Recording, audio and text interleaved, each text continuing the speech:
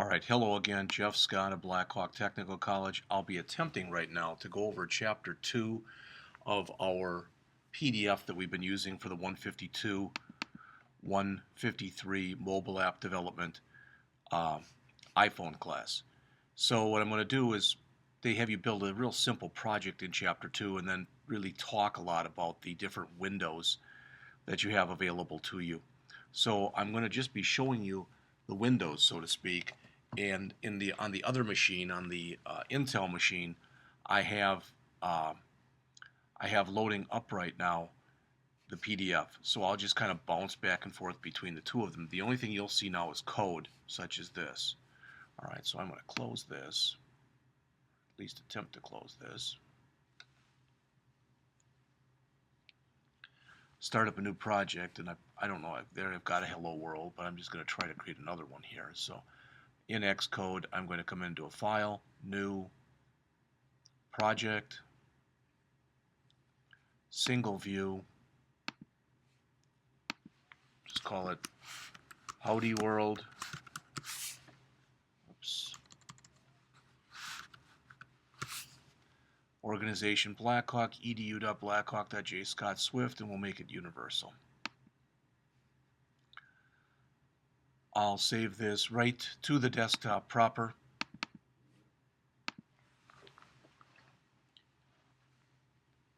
And there we go.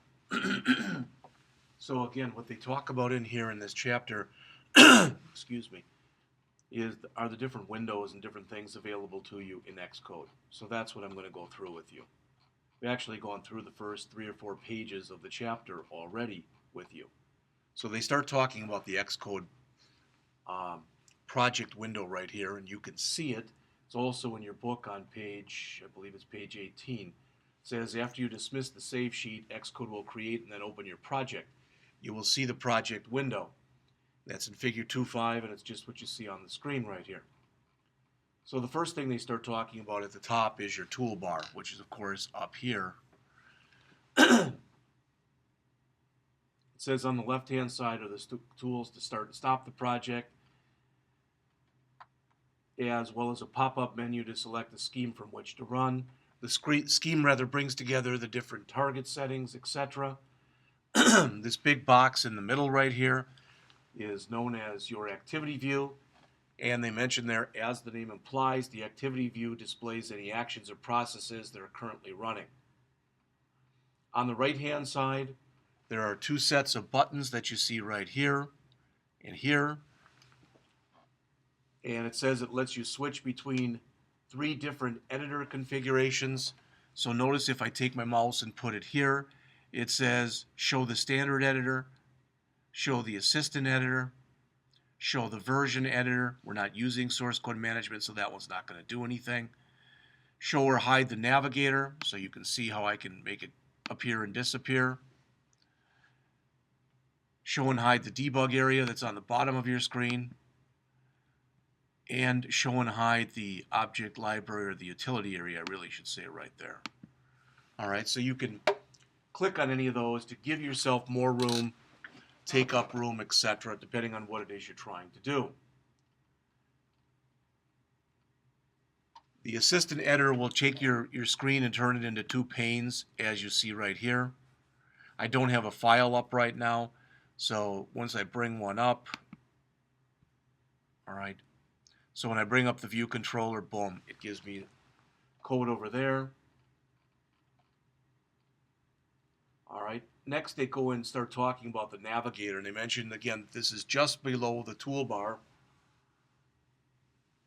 On the left-hand side of the project window, they say that that's the project navigator.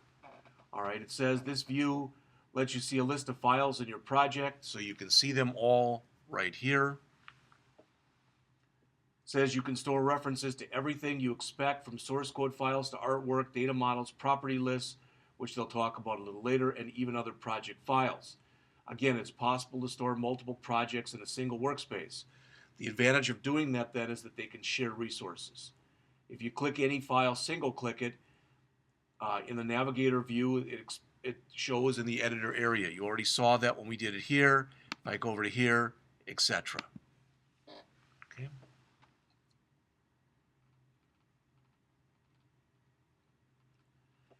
Next, over here we've got what's referred to as the Symbol Navigator, right there, the second. So Project Navigator, Symbol Navigator, right here, the second icon that you see right here.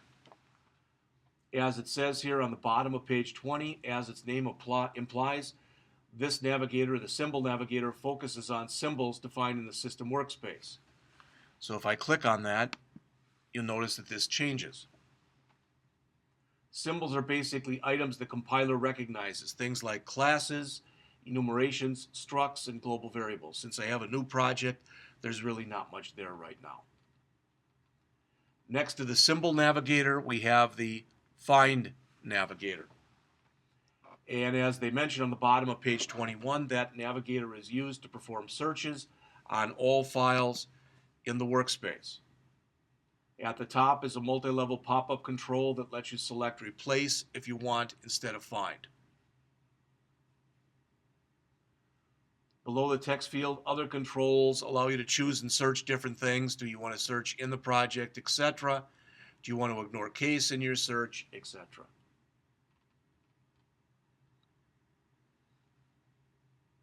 So they give you the example. They ask you to come in here and literally click in here and type in the word background and hit enter. And you can see where background is used. Not only do they show you the file, but the stuff is highlighted in yellow right there. Right. Next, we have what's called the Issue Navigator. It looks like a yield sign, sort of, upside down. And if you click on that, it says when you build your project, any errors or warnings will appear in this navigator, and a message detailing the number of errors will appear here. They show you that in figure 2-10 on page 26. You may remember this last time. What I had done when I was trying to put the A-Press logo on is I put some stuff in the wrong area. So I put the wrong logo size in the wrong area, the 2x and 3x different areas, and I got errors that showed in here then. After that is the Test Navigator right here. It says if you're using Xcode integrated test unit testing capabilities, it's where you'll see the results of unit tests. Well, the book doesn't go into them, and I'm not going to either, but they do show you what they look like in figure 211 down towards the bottom of page 23.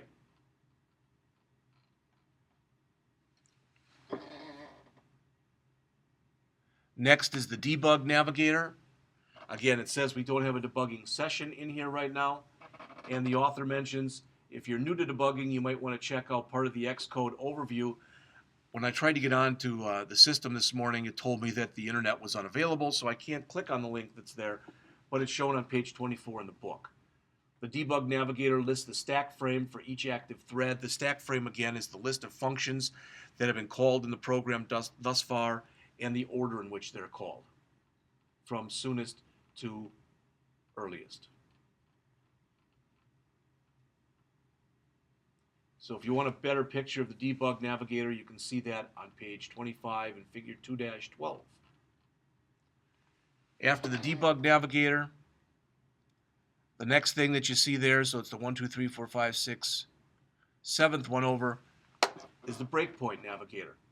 And as mentioned, the Breakpoint Navigator lets you see all the breakpoints you set, so I can come over to here and I can set a breakpoint right there. And notice once I did that, it now shows right here.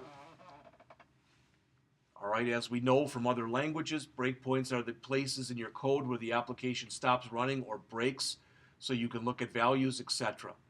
The list of breakpoints is going to be organized by file. You can click a breakpoint and that line will appear in the editor pane. It already does, but let me click on a different line here. All right, and then let me click here, and boom. It brings it back over here and it shows you the line in which I've set the breakpoint. It says on page 26 of the book, be sure to check out the plus sign in the lower left bottom of the corner when you're in the Project Navigator area. So I'm way down in the corner here, and as it says, this button opens up a pop-out that lets you add 4 different types of breakpoints. Exception breakpoints, OpenGL ESS, ES, error breakpoints, symbolic breakpoints, and test failure breakpoints. Symbolic ones are the ones you will use most often. Then next to that, right over here, let me remove that breakpoint. I don't need it any longer.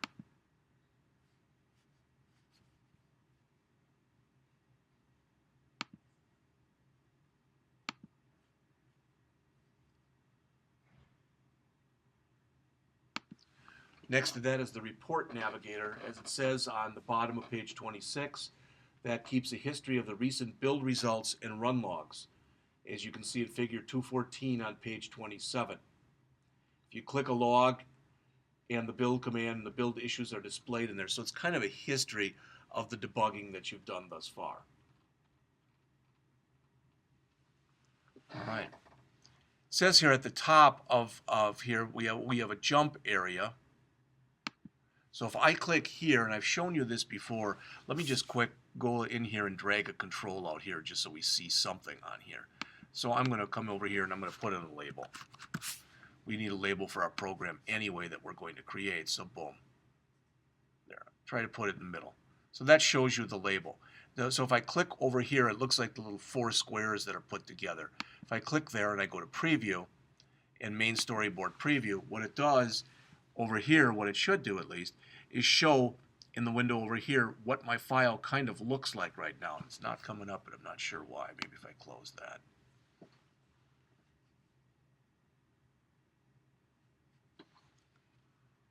So probably shouldn't have closed that, so there's that. Let's bring up the Assistant Editor again. And let's try it one more time.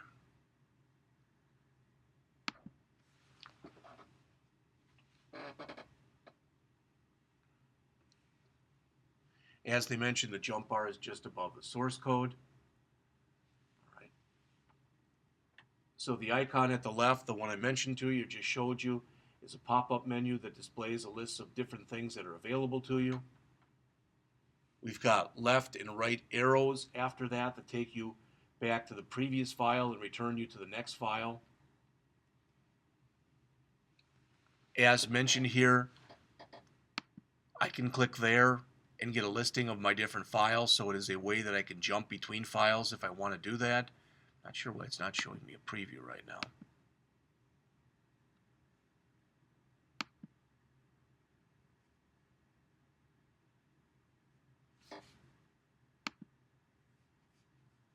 But I've gotten it to come up before without any kind of problem. Usually just comes up in another window right here. So you can try closing that one more time. And now let me see if I can bring it up.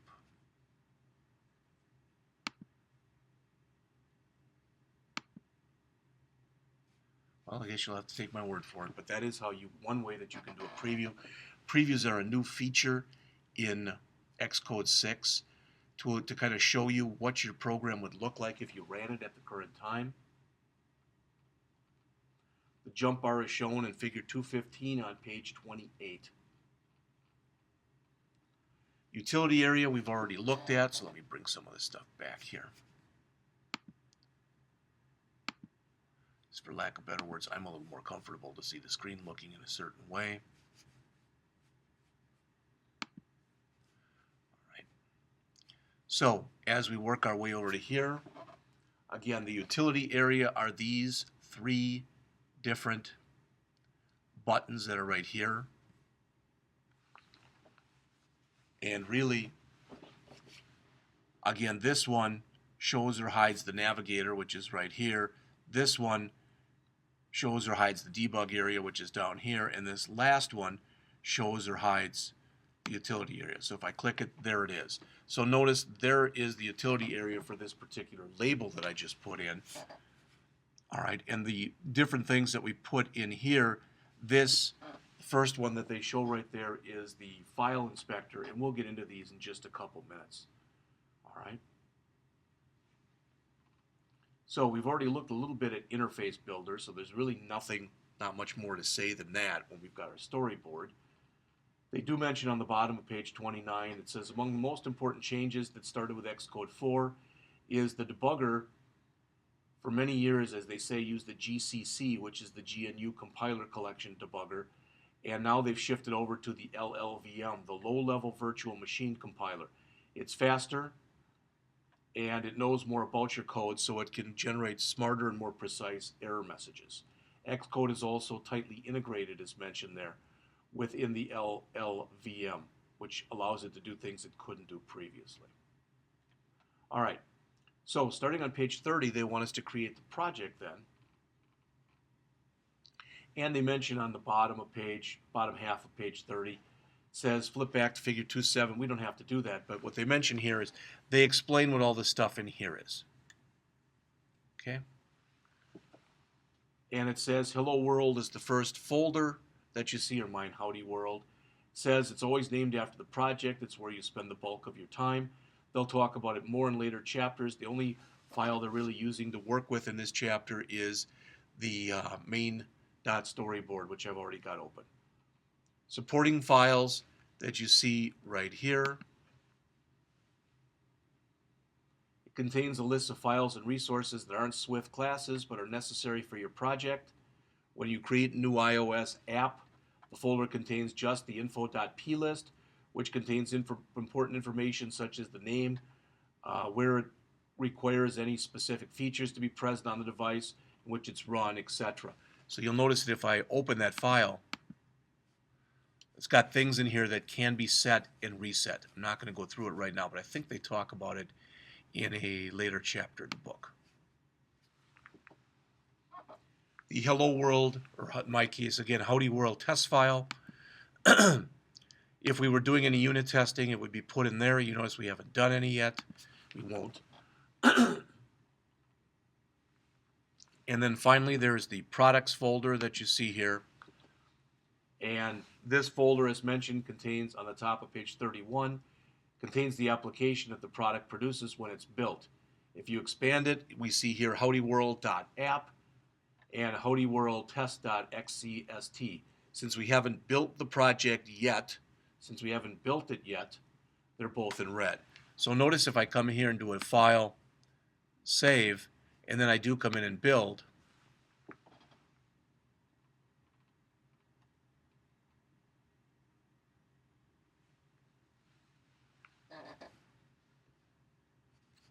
the build succeeded. Come back up and bring up the simulator. Right now there really isn't that much in it, just that one label that we put in it, but that's okay for right now.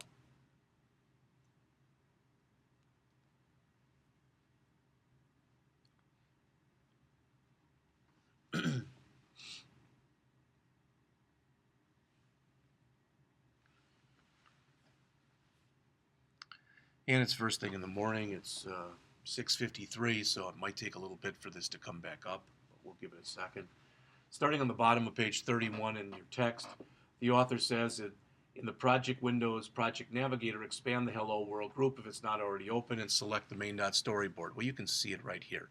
We've already worked with the main.storyboard. It says as soon as you do, the file opens in the editor area as shown in figure 216, which is on page 32 in the book. It says you should see something resembling an all-world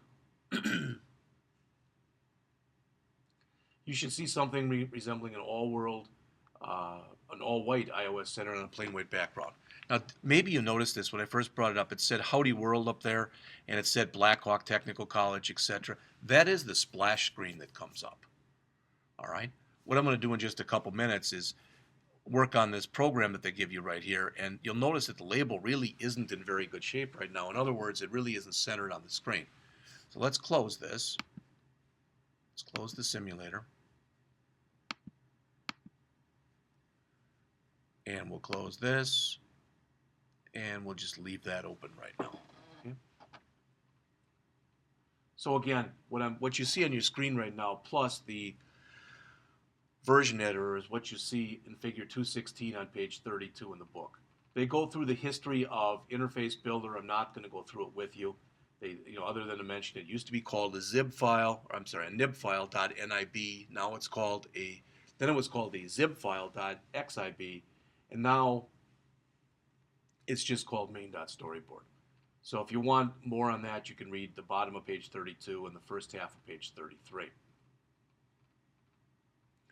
So as mentioned halfway down on page 33, it says the storyboard is the primary tool. Let me close this. So the storyboard that we see right here is the primary tool we use for building user interfaces in iOS apps. It says, now let's say you want to create an instance of a button. You could create the button by writing code. In fact, I'm going to have you do that today. But creating an interface object by dragging a button out is much easier. Well, we did the same kind of thing with the label. Every storyboard is compartmentalized into one or more pairs of views and controllers. The view is the part you see graphically and you edit in the interface builder. And the controller is the application code that you write to make things happen. In Interface Builder, it says you will often see a view represented by a square, and our current example is no exception. That square represents the screen of an iOS device. What device? Whichever one that we choose up here. There's different ways that you can change that around. Now they tell you to click anywhere in here, and they mention the 3 icons that are shown up above the interface builder, and they're here even if I click back on the label. Okay. And it says, for now, let's forget about the exit icon and focus on the other 2.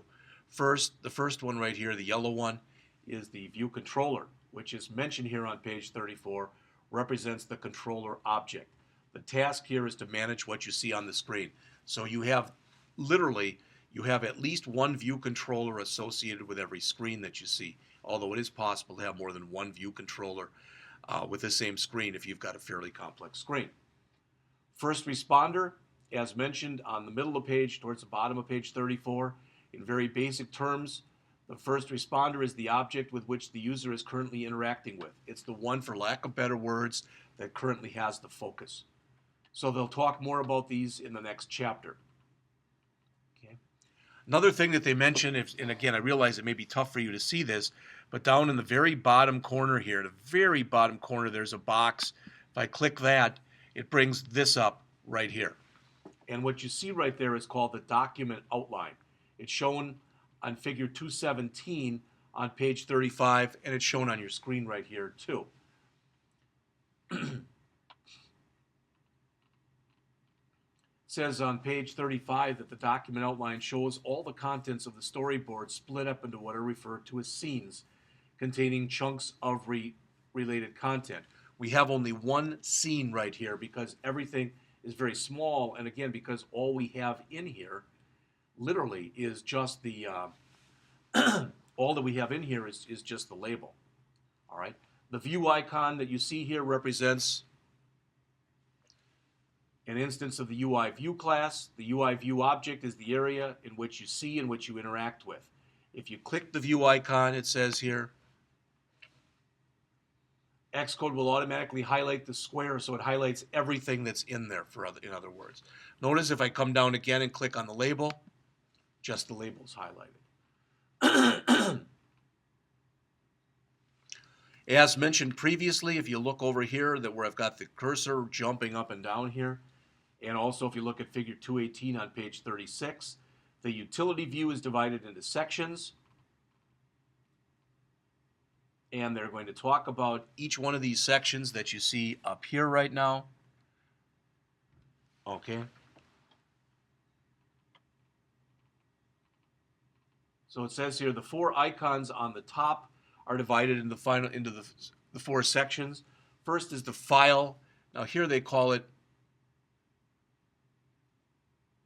the file inspector, the quick help inspector, the identity inspector, the attributes inspector, the size inspector, and the connections inspector.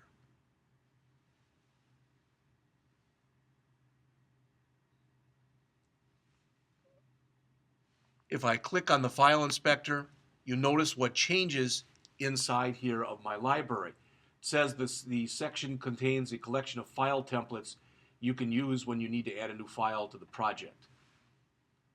All right.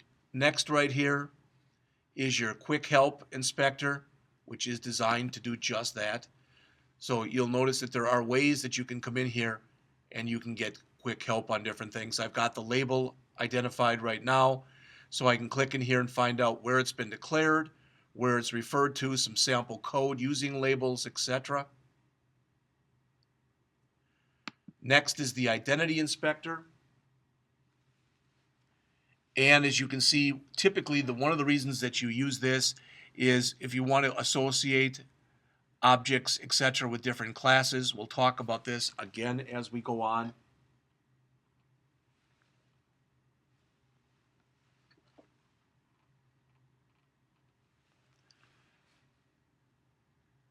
Next to that, we've got the attributes inspector, which we've worked with a little bit already. And whatever control you've got highlighted over here, you'll have the associated attributes inspector elements shown here. After that, we've got the size inspector. So if we want, we can manually change the size in here, where it's placed, what its height is, what its width is, the X and Y coordinates from here. And then finally, we've got the connections inspector that shows any connections. We haven't created any yet. We won't in this particular project. All right. So on page 37, they talk about how to add a label to a view and how to apportion it or put it up there correctly. And I've already done that. Tried to put it up in the middle of the screen, and you saw that when I ran it, I'm on the bottom half of page 38. It says user interface terms items are stored in a hierarchy. Most views can have subviews in there. By dragging a label directly into the view we're editing, we are adding it as a subview of the main view. Now they want us to change this, and I'll make mine Howdy World instead of Hello World. And then it says click off the label and then reselect it and drag it to the center position of the screen. Well, I already kind of had done that. So you can see there it is in the center position of the screen. All right. It says, guess what? Once we save, we're finished. So let's do a file save. And again, I can also, if I want to, do a command, which is my key that looks like the little infinity or whatever you call it symbol, S, which will do the same thing. All right. It says this is actually a multi-segment pop-up control here. All right. The left side lets you choose different compilation targets, etc. For now, we just did a simple save. Then they tell you to, again, run the program, so bring it up in the iOS simulator. Again, the one we're using is iPhone 6. Ideally, when we bring this up, it'll look somewhat like what you see on page 39 in figure 2-20. So the simulator is up and running.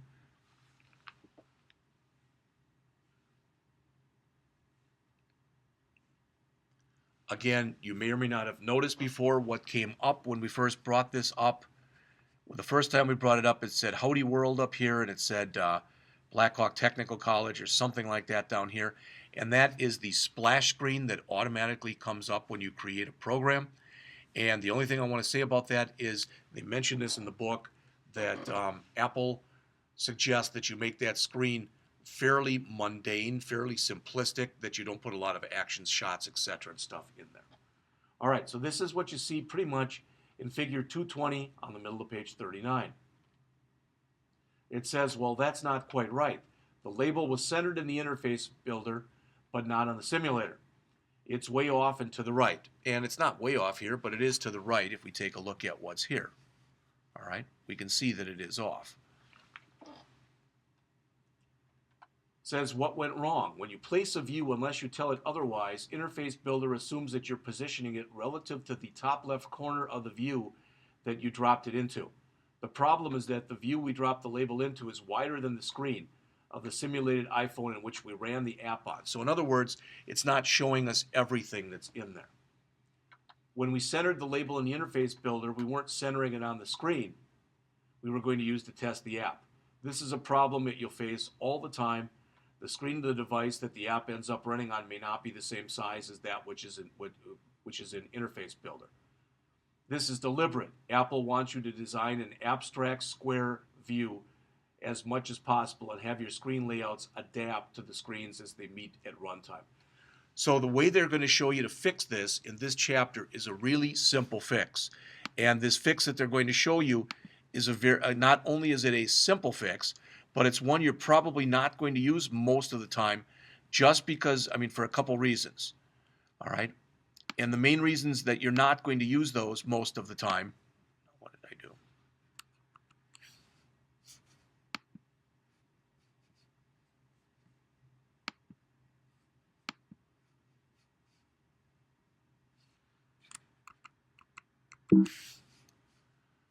Looks like I've lost my,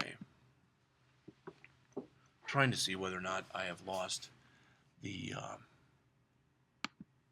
label.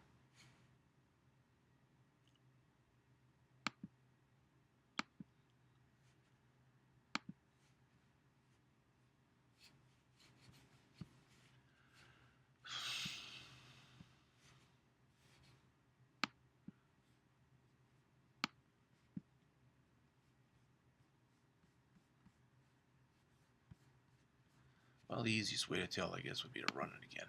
See if my label's gone. If it is, I'll just go back and put it on there again.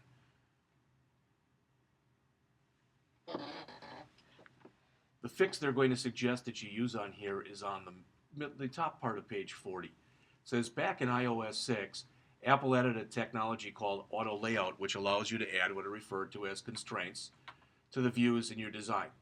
It says you'll see how Interface Builder is used to configure auto layout starting in Chapter 3, and of course we're in Chapter 2.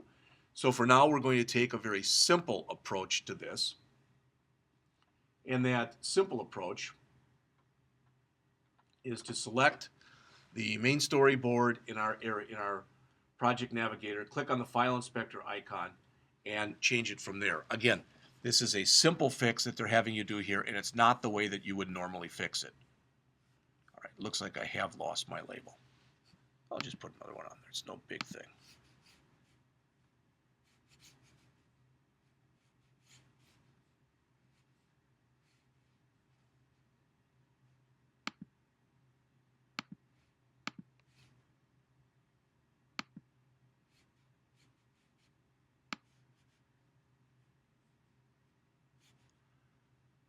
Done this once before, and I think for some reason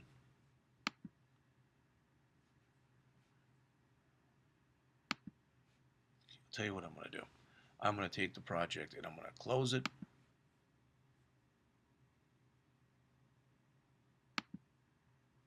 And literally just start up another one, because somehow I hosted up. Whatever I did was probably pretty simple. All right, but for whatever reason, it just looks a little funky. So I'm going to just grab the whole folder, just trash it, and recreate it. Kind of a nice thing to do as far as just having a folder with nothing in it but just a label that said Howdy World on it. In fact, let's call this Hello World 2, not 23, 2. And we'll make this, I think they told you to make this an iPhone-only project, so we'll do that. Could be wrong on there. Sticking it again right on the desktop, so create it. Got it. We've talked about all the stuff that's in here. Go to the storyboard. Come down to here, find a label. Drag it in here and set it up so it's pretty much in the middle. There it is. Double click on it. Change it to Hello World. Alright, click on it again. Make sure that it's still pretty much centered. There it is. Do a file save. Run it again. Sorry about this. I know my luck it'll show up right in the middle, but we're going to fix it anyway. We're going to change it anyway. Almost done with the chapter. I'm on the middle of page 40, and I think the chapter only goes to about page 50. So there's our splash screen, the name of the project, and down here, all right, you can see it is still a little bit off to the right, which is good. All right, so I'm going to quit the simulator, click in here again, go over to my attributes inspector, okay? In fact, it says right now we want to select it and then click on the file inspector icon, which is right there. And when you look in here, you'll notice that there are a couple different things here that are turned on. Use auto layout and use size classes.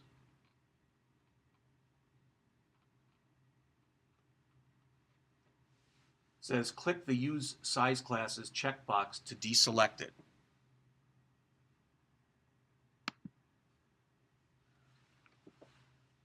When you do this, Xcode prompts you to confirm and asks you whether you want to keep the size classes for the iPhone or the iPad. Select the keep the size class data for the iPhone. All right. And click disable classes. It says immediately what happens then is it shows you kind of what it's going to look like in, quote, real life. So the screen outline in the editor area resizes to look like an iPhone. So you see what the problem is. It says now when you drag it back into the center,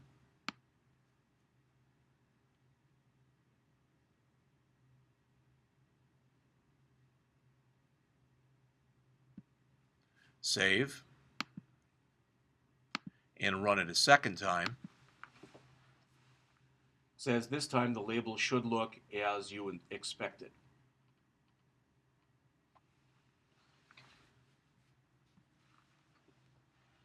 And I'm on the bottom part of page 42. It says when you're finished admiring your handiwork, and it may not look like it, but it really is, remember that we can drag up and drag down here, so it really is in the center. All right. Says head back to Xcode, so stop the simulator. Again, I'm on the bottom of page 42. And it says that you can go in there, and they ask you to go in and play with this stuff, so set the font sizes, etc. I'm not going to do any of that. We've done that in class before.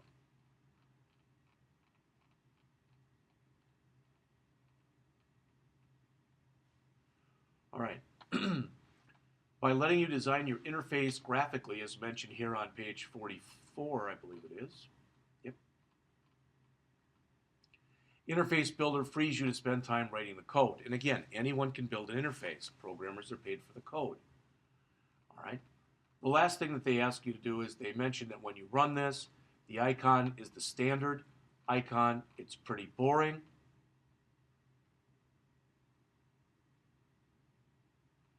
And they tell you that you might want to go in here and add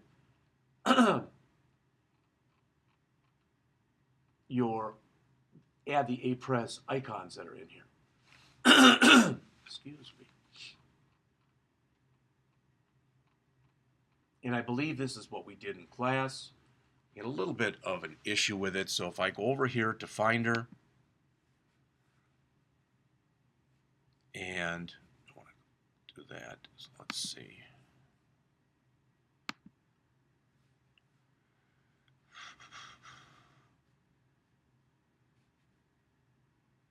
Let's close that. Let's bring up a regular Finder window. Come on. There we go. What I want to do is I want to grab the A-Press code, which I've got in a folder called A-Press.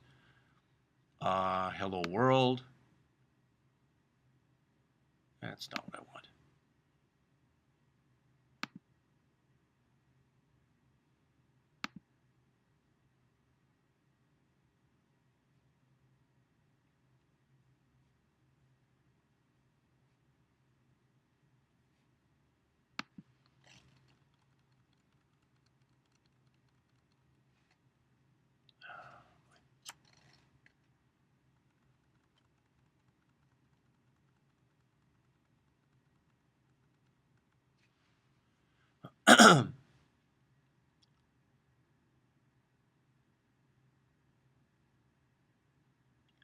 Thought I'd put all of the code. Oh boy. Samples, Hello World, icons 2. I think that's it. So I'm going to go and drag, throw that by my images, cassettes. When it comes up here like this, I want to copy, finish. Images, cassettes, now got those icons in it. There they are. All right, and when I click on the images cassettes, I get this app icon right here. If I click on the app icon, it brings this up. I think this is the one that we said in class was backwards. So we want the 58 and the 87 here.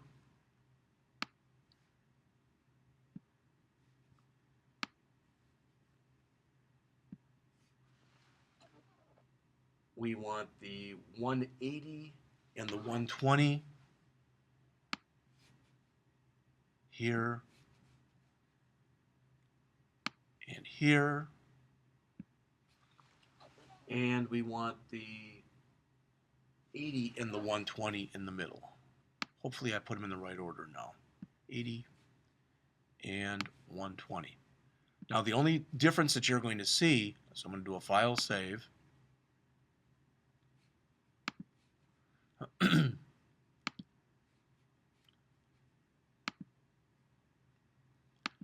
is probably fairly quickly when we run the program and we're looking at the simulator of ambiguous content, so I did put them in the wrong thing. Well, the nice thing is that it allowed me to show you the debug area over here where we've got the errors. 1, 2, 3, 4, 5. Ooh, not bad. Or not good, rather.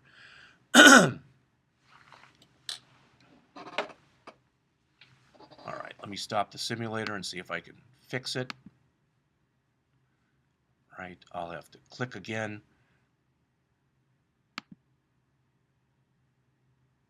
Project Navigator. Click in there. All right, so let's take a look at these. Okay. All right, it says, I thought these were the 120 and the 180 right here. Thought that we said that these were backwards the way they were. Let's try it the way that they show it in the book. All right. 3x.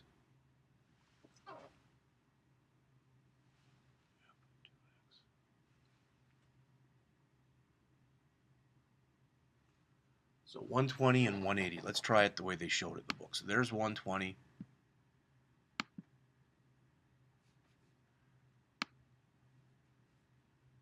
There's 180. In the middle, we want 80 and 120, which is what I think I did, but I'll try it again just to be sure. I think this might crash. This isn't a good sign.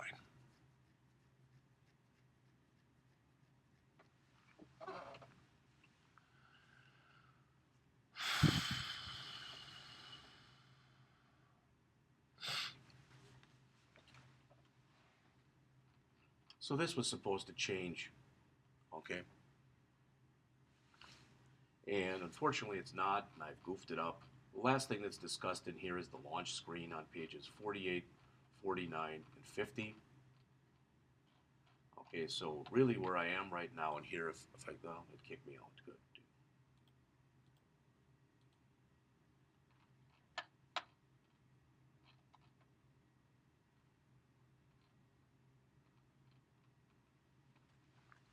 So let's bring it up again.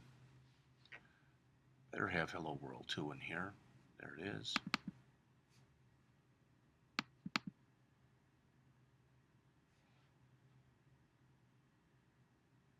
Gotta stop because this is going to be a humongously big file because I did everything in one.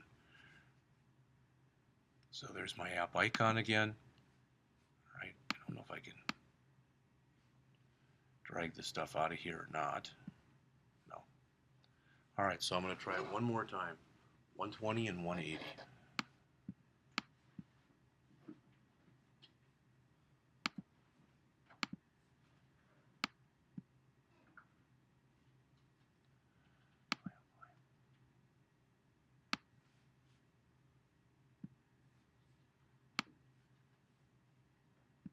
The middle one should be okay, and the ones on the end, we're going to try putting 58 and 87 in here and see what happens now.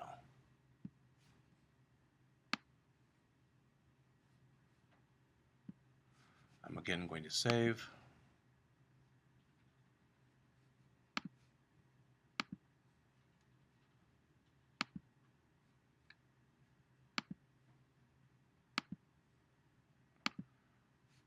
Run it again, see if I get any errors this time.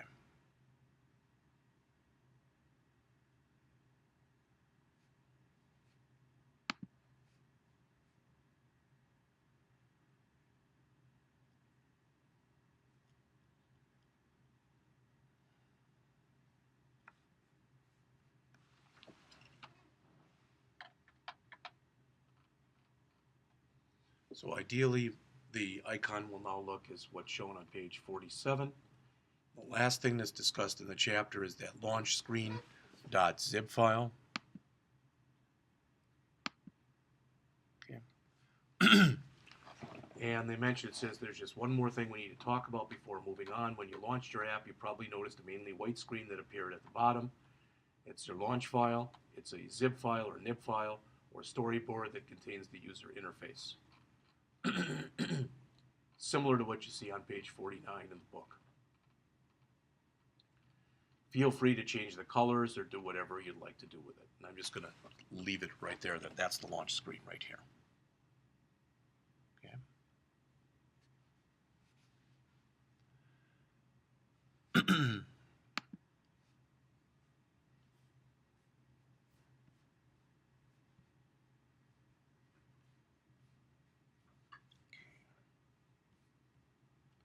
I think I'm just about finished, then I'll save this and throw this out there on the system also.